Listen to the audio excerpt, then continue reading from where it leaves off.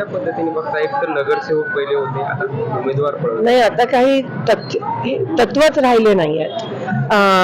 काही त्या ठिकाणी एक प्रकारची जी जाणीव असून जी लढाई होत असते राजकीय, ती राहिलीच नाही. राजकारणाची पातळी ह्या भारतीय जनता पक्षाने एवढी खाली आणली आहे. आजच बघितलं आपण की राष्ट्रवादीचा उमेदवार भाजपनी पळवला. म्हणजे पळवा पळवी, ही तवारगिरी, ही गुंडागर्दी कशाला आमच्या सोलापूरची एवढी चांगली जी संस्कृती आहे ती खराब करताय तुम्ही?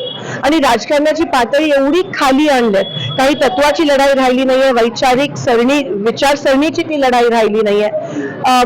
मला असं वाटतं आता लोकांमध्येच आपल्याला एक उम्मीद आहे आणि लोकच ह्या लोकांना धडा शिकवू शकतील. दुसरं काही पलीकडे राहिलं नाही आहे ह्याच्या. हे जे बोलण्यासारखं पण काही टिप्पणी करण्यासारखं राहिलं नाही आहे. कारण का आज बातमी बघूनच आपण नेमकं कुठे घेऊन आलोय समाजाला किंवा लोकांना, हा प्रश्न येतो. आणि कुठेतरी मला असं वाटतं त्या लोकांच्या हातातच सगळं आणि लोकच ह्यांना जागा, जनतेच्या माध्यमातूनच ह्यांना जागा, खरीची त्यांची जागा आहे ती दाखवली. 16 तारखेचा निकाल काय अपेक्षित आहे?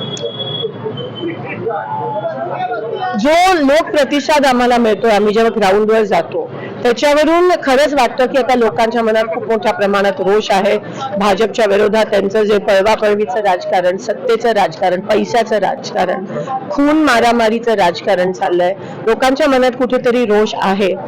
त्याचं नक्कीच मतपरिवर्तन होताना आम्हाला दिसेल 16 तारखेला. पण अर्थात ह्या लोकांच्या EVM असेल, ह्यांचा पैशाचा खेळ असेल, पैसे वाटप असेल, निरनिराळ्या प्रकारे प्रशासनावर दबावाचं तंत्र वापरलं गेलं तर मग एवढा मोठा धक्का लोकशाहीला आणि लोकतंत्रेला ते एनिवेज पोहोचवतात. तर आपण ते काहीही करू शकतात, ते कोणत्याही लेवलला जाऊ शकतात.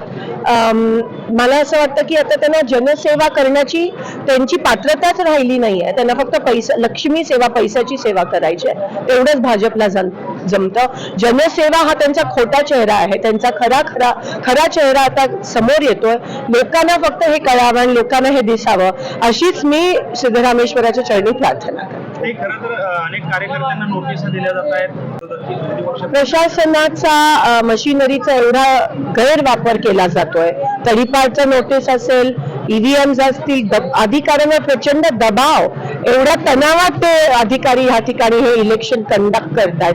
ह्या सगळ्या गोष्टी कुठे कोणाला पळवायचा प्रयत्न करतायत, कुठे कोणाला दमदाटीचा प्रयत्न करतायत, कुठेतरी कोणाचा तरी खून मारामारी करून जीव घेतायत. काही राहिलंच नाहीये. मला असं वाटतं एक तत्वाची जी लढाई असते, विचारसरणीची जी लढाई असते, ती हे लढू शकत नाहीत. ह्यांच्यात ती नाहीये, ह्यांच्यात ती संस्कृतीच नाहीये, ह्यांच्यात ती जी वागणूक आहे ती पण नाहीये.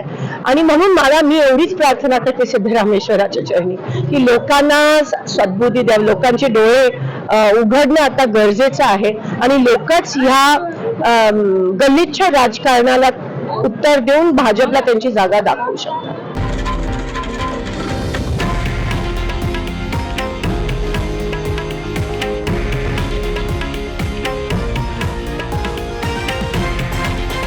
हे आहे देशातील नंबर 1 न्यूज नेटवर्क आणि आपण पाहत आहात TV9 मराठी, एकमेव.